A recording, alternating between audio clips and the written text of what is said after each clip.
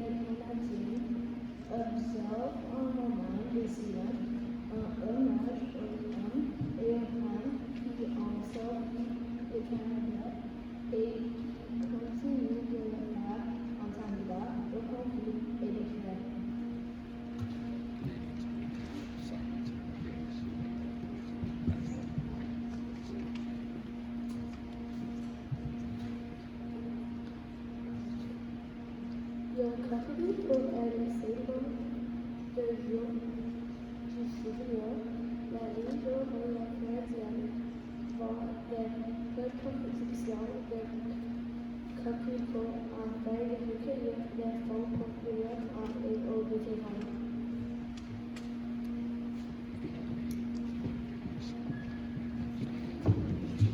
La cérémonie nationale a lieu au monument commémoratif du Canada à Ottawa.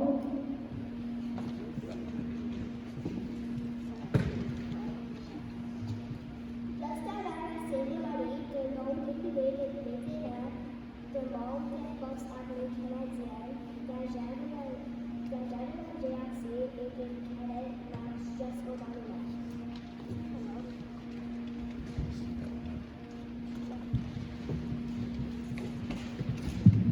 À nos élèves, un gros merci.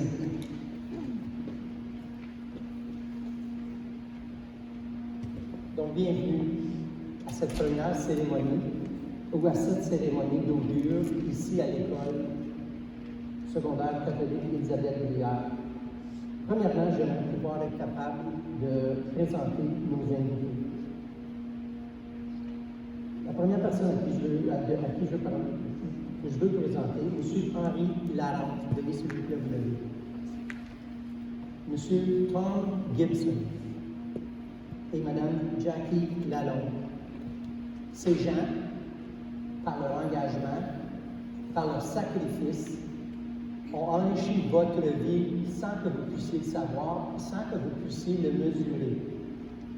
Ces gens, par leur engagement et par leur dévouement, ont vu et continuent à voir à ce que nos droits, nos privilèges et la liberté qu'on vit en ce moment existent et continuent à grandir au Canada. Il est extrêmement important de reconnaître non seulement ces 3 personnes-là, mais tous nos vétérans. Ces gens qui ont, des fois par choix, mais des fois par obligation, donné le plus grand des sacrifices, leur vie, et des sacrifices énormes, s'éloigner de sa famille, s'éloigner de ses enfants, mettre sa vie à risque pour sauver son prochain. Ce sont des éléments qu'on n'a pas à comprendre, mais qu'on a certainement à respecter et à reconnaître. Avec ce, j'aimerais pouvoir inviter M. Zach pour faire son premier discours.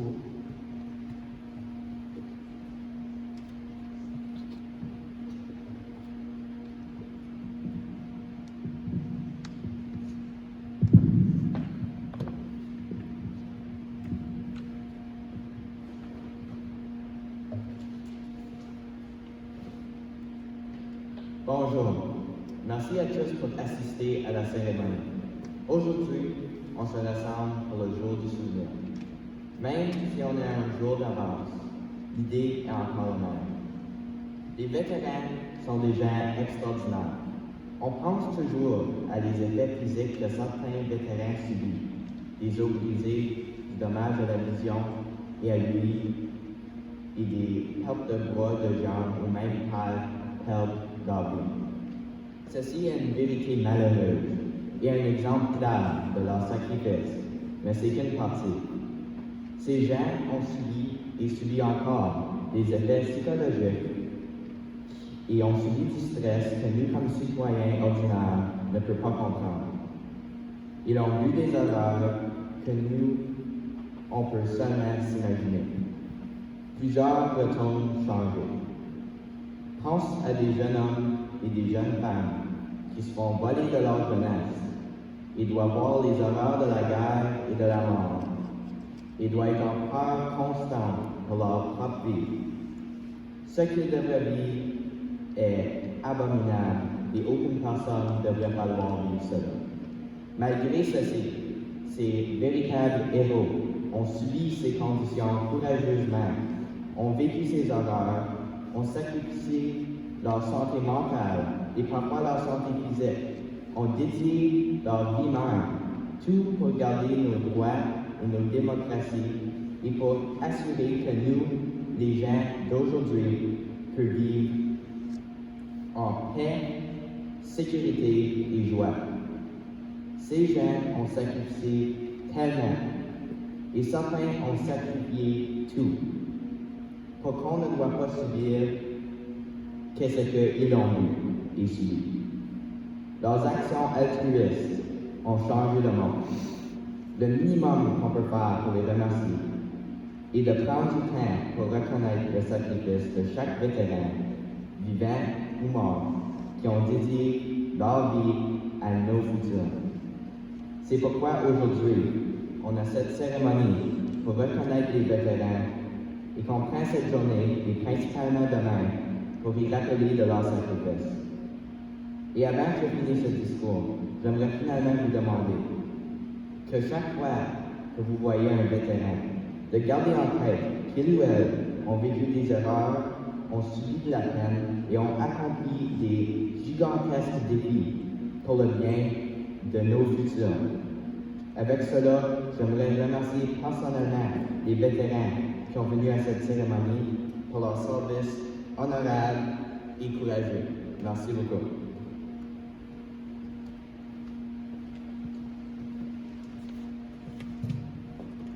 On invite maintenant la lecture d'un poème par Anne. Oh, vous allez m'excuser. Xavier Godet, excuse-moi Xavier, avec l'histoire de son grand-père.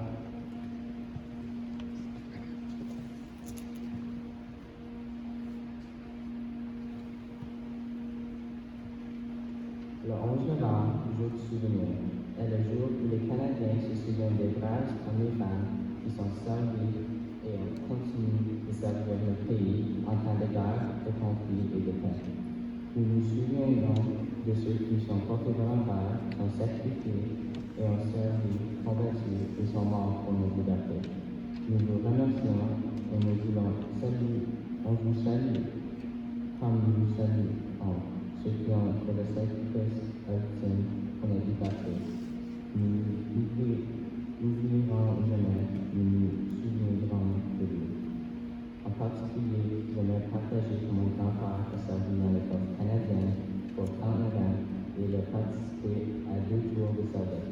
Son nom est Jean-Claude Picard. Il est encore vivant et je suis tellement fier de savoir qu'il est un vétéran. Ceci me rappelle des sacrifices qu'ils ont tous vécu. Parce qu'ils ont fait leur vie et parce qu'ils ont tout donné, je veux remercier les braves Je me souviendrai toujours, nous n'oublierons jamais, nous nous souviendrons de vous.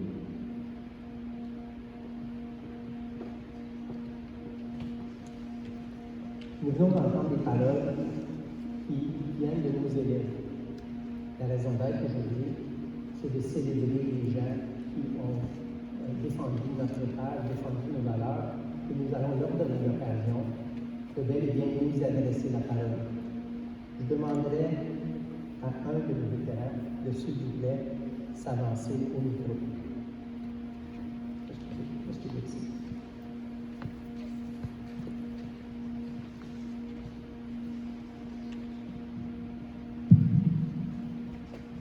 Good morning.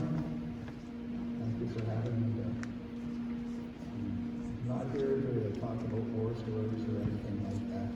I'm here to talk about how I got trained and how my career changed into something I didn't understand at the beginning, and it was fun. Now, I started off as a weapons technician, and I stayed a weapons technician through my whole career. And I ended up as a sergeant with the Canadian Airborne Regiment as a jump master, parachute instructor, and section head.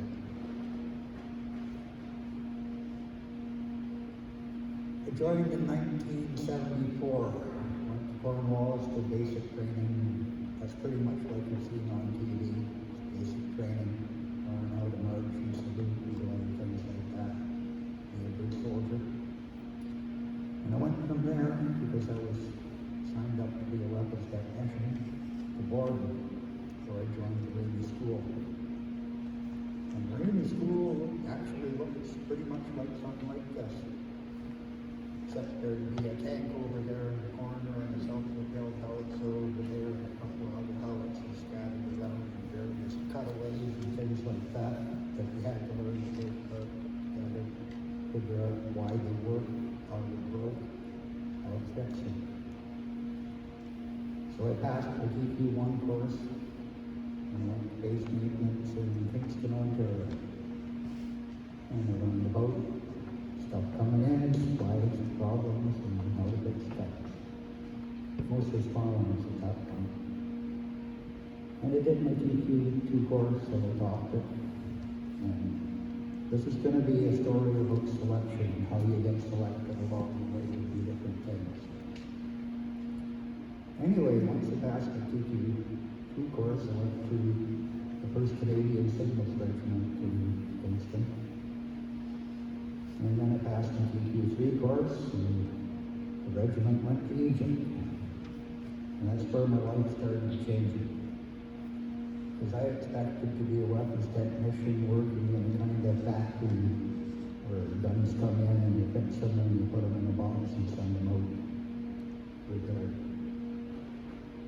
We got to Egypt and I found out that I wasn't actually staying with everybody in Ismailia.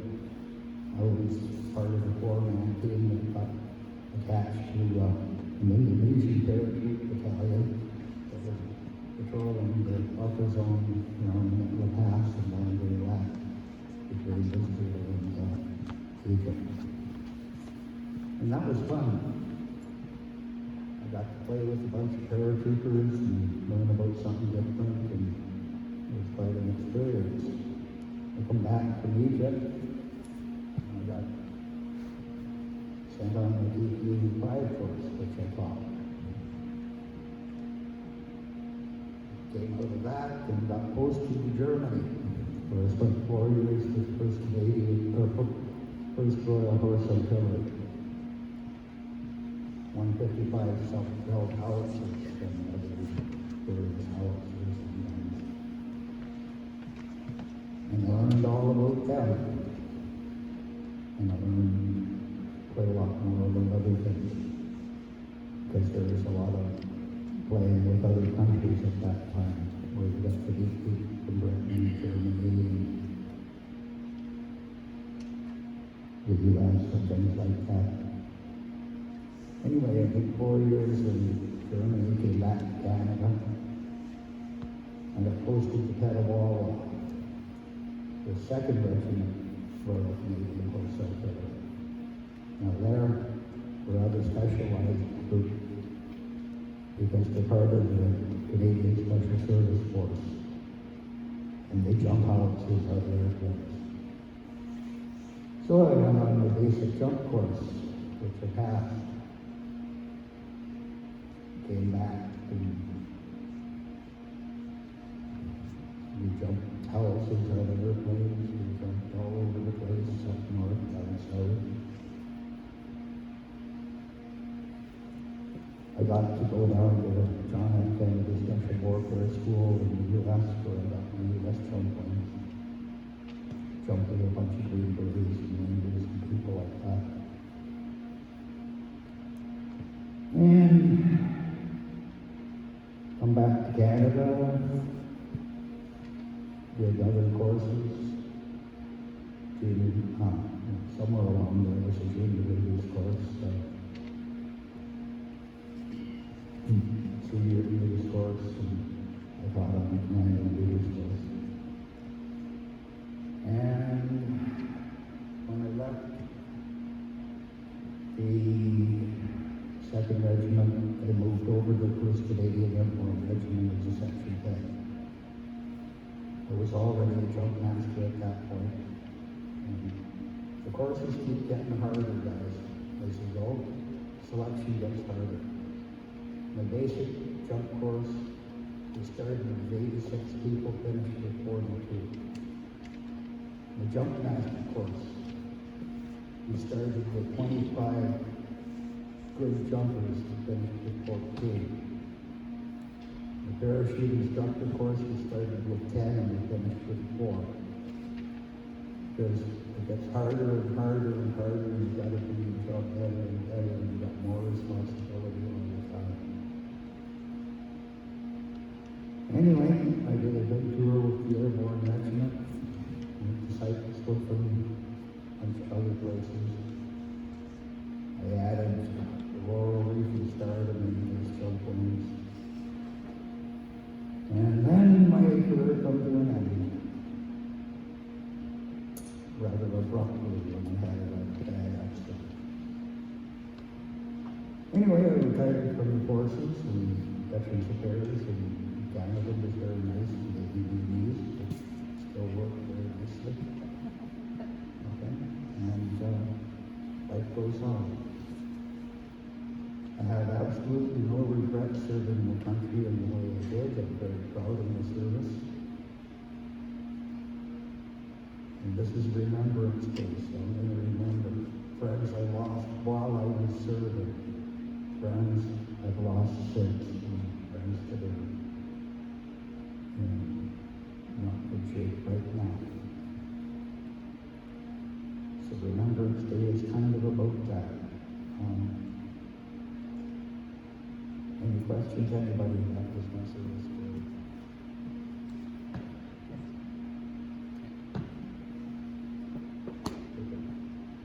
Thank you. Mr. Gibbs, on behalf of everyone here, we are happy that you were here to share. We revel in the fact that you've had a full and complete and quite exciting life. We are quite happy for you, but we are even more happy that you were there working for us on our behalf, on behalf of Canada. Thank you very much. Yes, sir.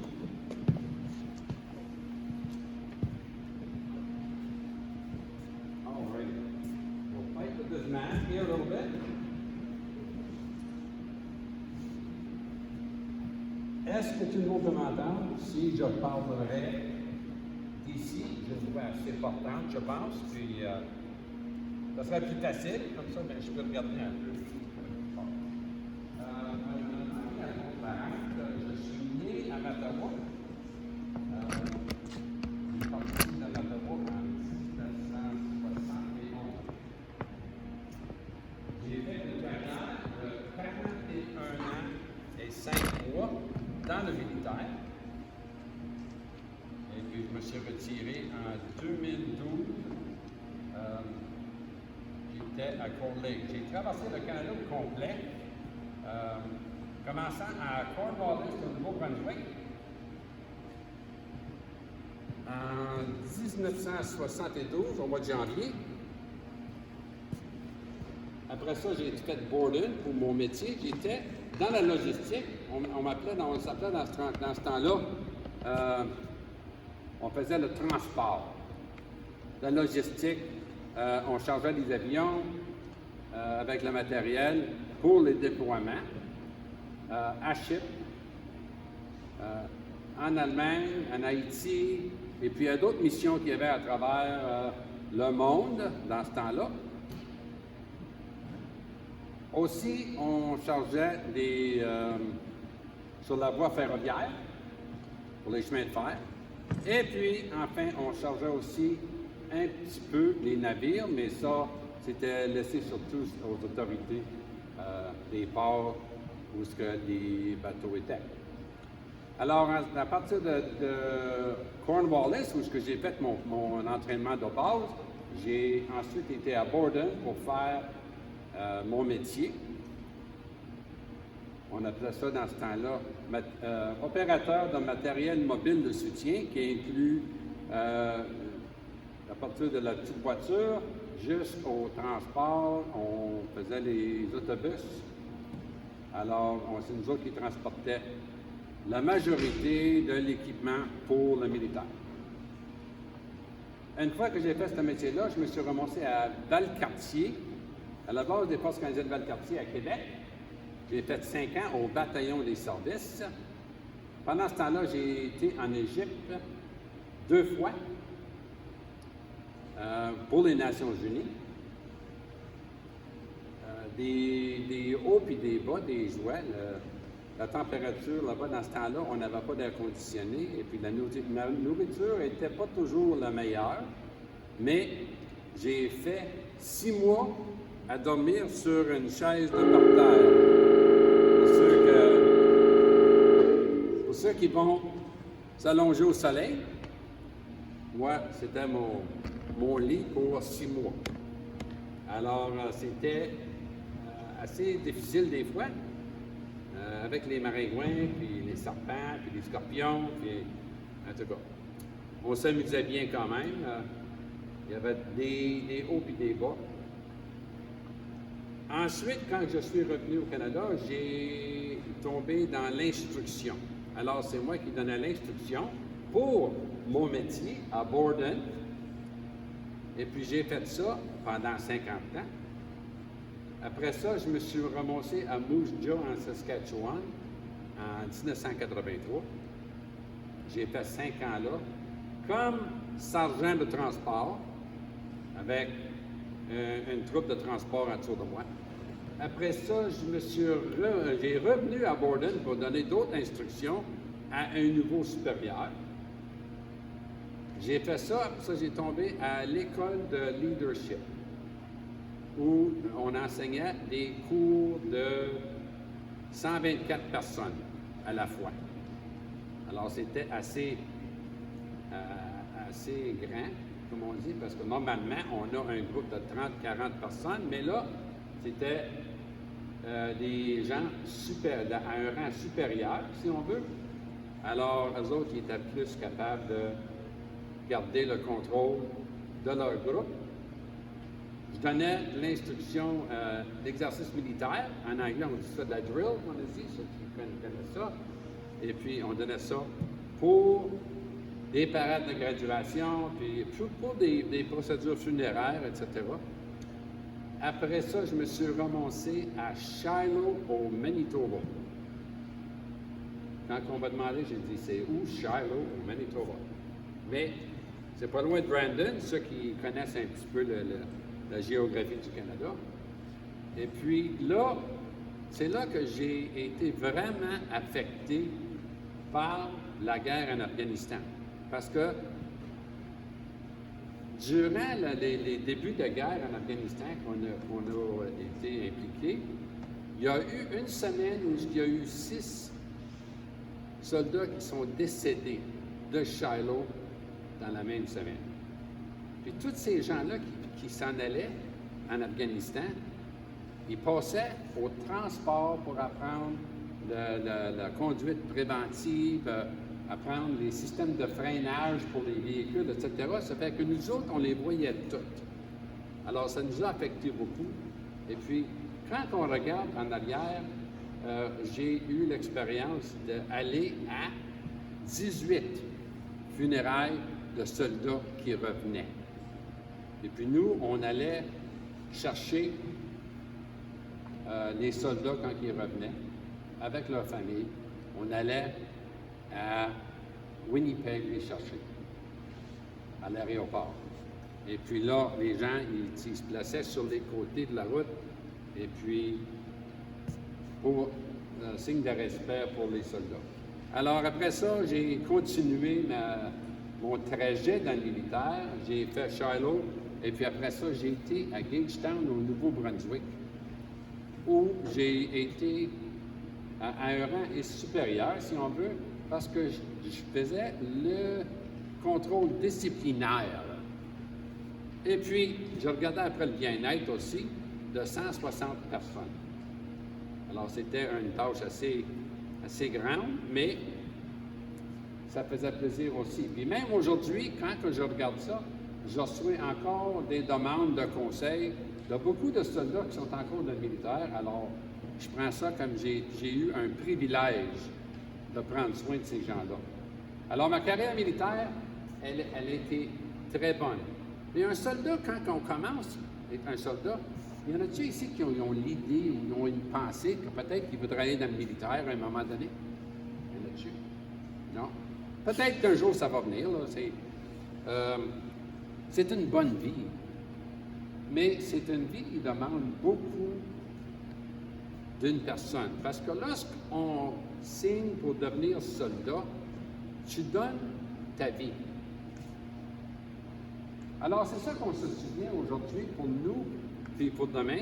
Quand on va penser à ça, c'est la vie que des gens ont donnée. Parce que lorsque on devient soldat, et puis si le téléphone sonne à 2 heures du matin, et puis on te dit, tu te déploies en Afghanistan ou en Afrique du Nord, où ce que le conflit sera, tu as signé comme de quoi que tu y vas. Alors, tu y vas. Puis tu ne sais pas toujours c'est quoi que tu vas rencontrer dans ton aventure comme soldat militaire. Et ta famille, elle reste en arrière. Alors souvent, ta carrière, elle affecte, si tu es marié, ta femme, si tu as des enfants, tes enfants, tes parents, tes grands-parents, tes cousins, tes amis. Hein? Et puis quand on regarde souvent à la télévision, quand il y a quelqu'un qui est décédé, on voit ça. C'est ça qu'on se souvient aujourd'hui du sacrifice qui a été fait, pas seulement par le soldat, mais par les familles. Alors, quand vous allez penser et vous allez voir un soldat, c'est tout ce que je vous demande de penser que cette personne a donné beaucoup plus que juste sa vie. Sa famille aussi a donné, et puis ses amis ont donné, et puis la communauté souvent a donné. Alors, pensez à ça. Alors ça va terminer parce que je pourrais parler pendant des heures. Mais, et puis en finition, j'ai accepté dernièrement, avec la branche de la Légion ici à Mattawa, je suis devenu ce qu'on appelle l'officier de service pour aider aux vétérans qui sont ici dans la communauté, s'ils ont des problèmes, ils ont leur famille aussi. Et puis ça fait que c'est ma deuxième mission dans ma vie, si on veut, c'est de continuer à servir, mais dans une différente façon. Alors, merci beaucoup de m'avoir écouté et bonne journée.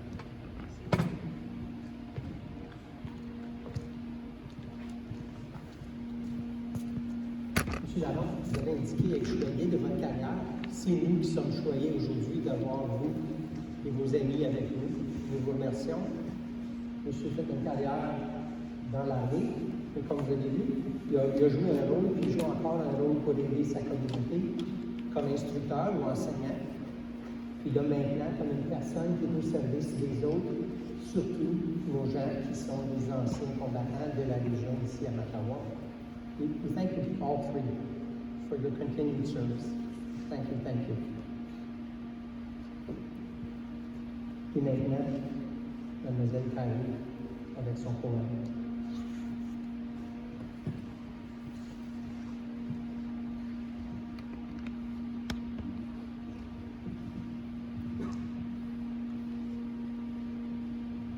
Au champ d'honneur, les coquelicots sont parsemés de l'eau en eau. Auprès des croix et dans la sauce, les alouettes deviennent l'os. Mais leur chant est simplement des abusés. Nous sommes morts, nous qui songeons la vieille encore, à nos parents, à nos amis, c'est nous qui reposons ici, au champ d'honneur. À vous, jeunes désabusés, à vous de porter la flamme et de garder au fond de l'âme le goût de vivre en liberté. Acceptez le défi, sinon les coquelicots se faneront au champ d'honneur.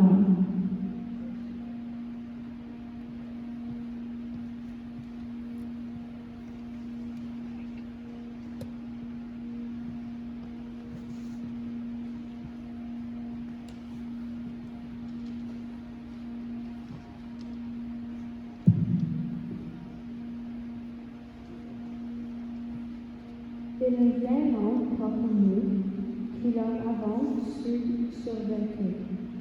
Et ne connaîtront jamais l'outrage ni le poids des années. Quand viendra l'heure du crépuscule et celle de l'aurore, nous nous souviendrons d'eux.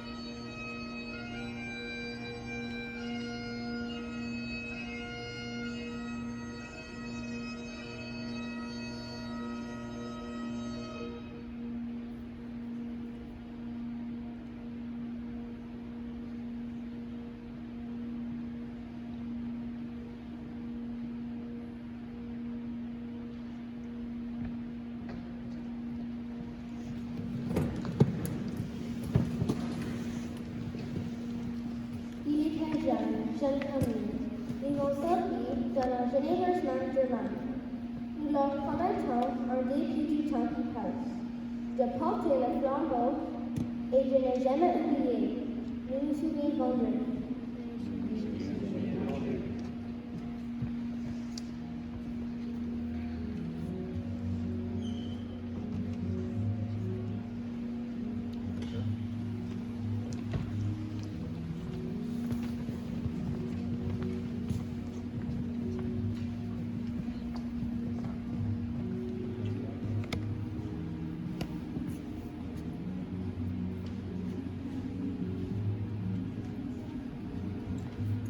Nous allons maintenant faire le détour vers le nord. La première couronne est un souvenir de la Deuxième Guerre mondiale en Suède.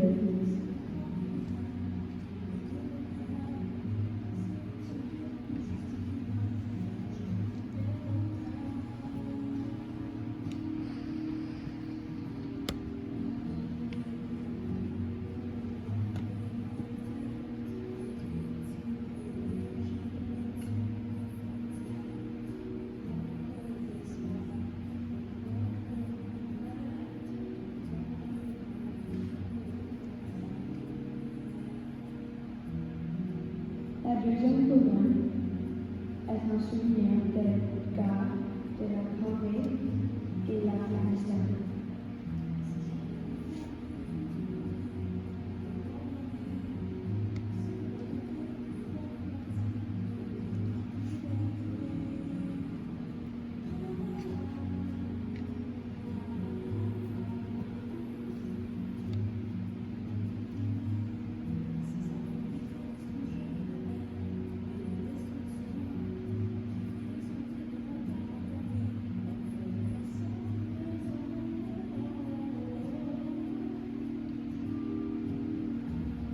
La troisième couronne est un souvenir de tous les soldats qui ont perdu leur vie.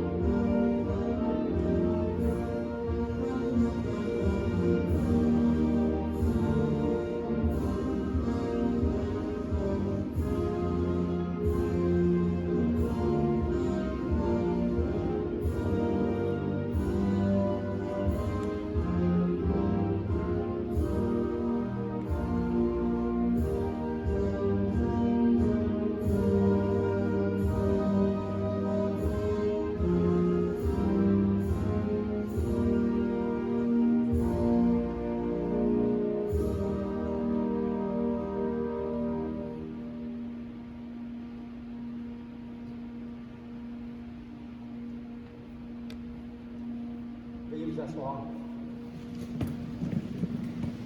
On inviterait nos invités à revenir aux chaises, s'il vous plaît.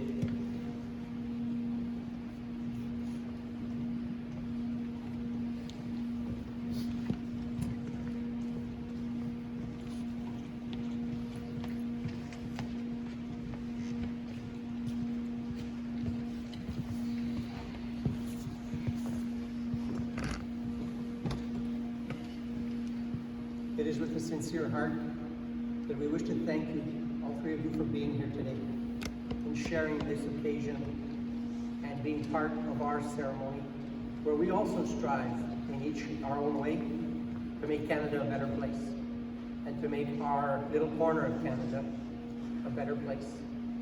In honor of you being here today, I would ask that you step up one at a time, and I will begin with Madame, if you would please come receive a gift on behalf of the staff and the students here at Elisabeth Bruyère.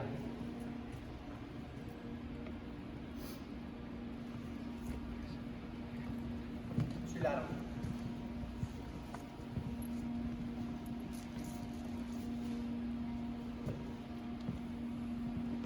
Mr. Gibson, yes.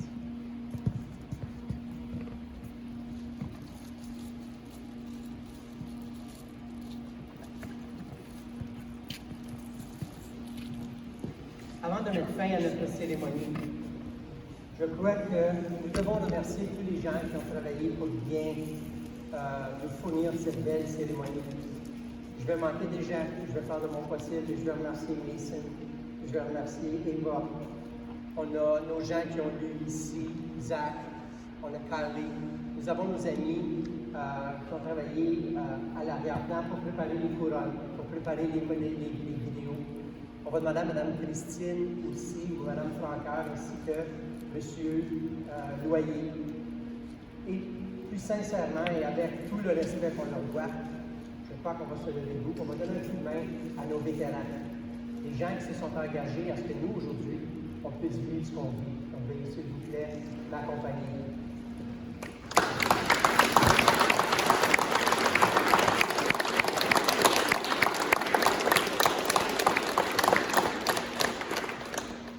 Again, our warm felt thanks. Please enjoy tomorrow's day, filled with sorrow, filled with joy, filled with love and respect. Please enjoy tomorrow's Remembrance Day ceremonies. Thank you very much.